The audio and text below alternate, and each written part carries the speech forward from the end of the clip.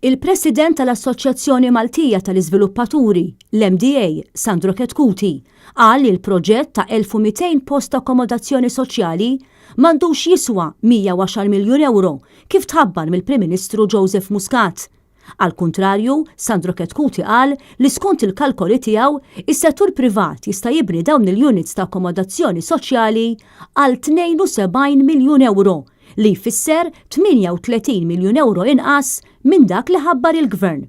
F'intervista lil The Malta Independent on Sunday, Sandro Ketkuti qal li s-settur privat jista' jibni appartament lest minn kollox għas-somma ta' 60,000 euro, ferm inqas minn dak li ħabbar Joseph Muscat, li ħabbar li se jibni 1200 unit ta' akkomodazzjoni bi spiża ta' 110 miljun euro.